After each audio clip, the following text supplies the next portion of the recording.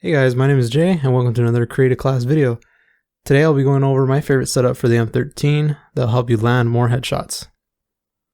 This is probably one of my favorite setups for the M13, and I know it does low damage, but with this class setup you're going to be dropping people very quickly and get a lot more headshots than you normally would.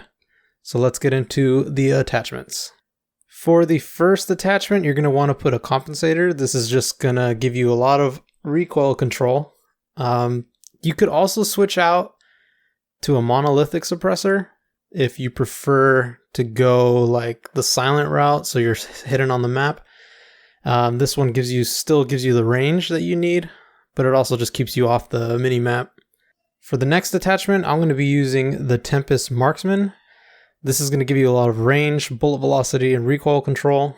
It's honestly probably the best barrel for this gun, especially since this gun is not really for close quarters. It's going to be more for like mid to long range engagements. That's probably where we're going to be the best at.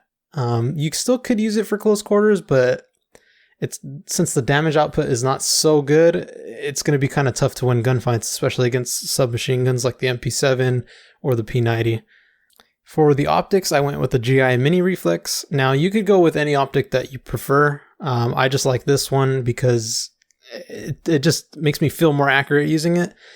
But honestly, whatever you feel comfortable with using, you can use for this weapon. It's up to you whether you want to use a longer range scope or, an integral hybrid.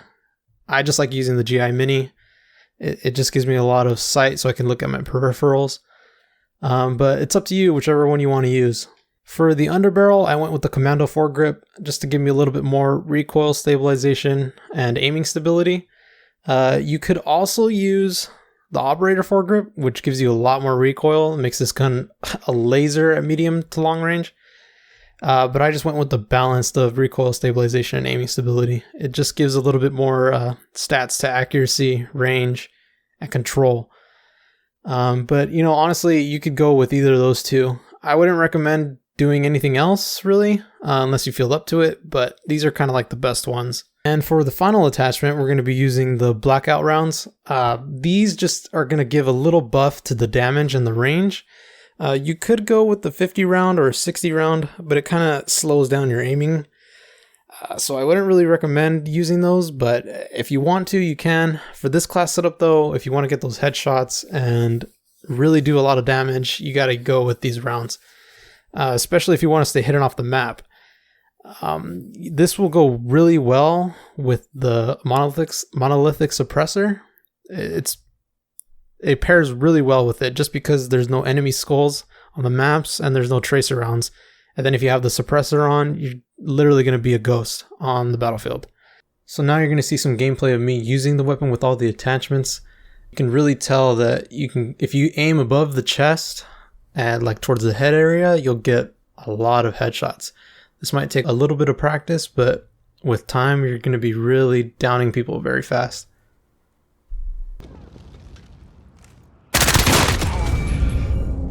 UAV is out of fuel. Returning to resupply.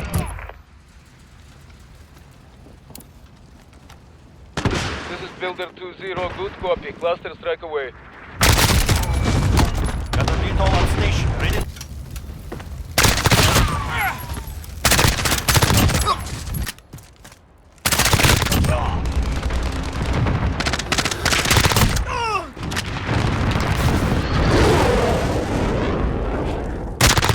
You have taken the lead.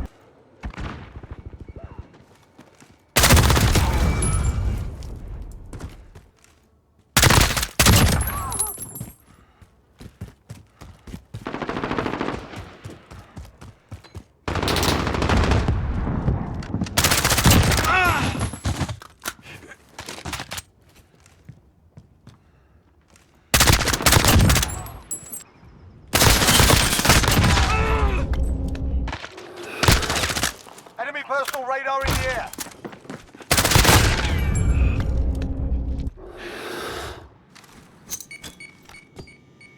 Be advised, UAV is bingo fuel. RTB for resupply.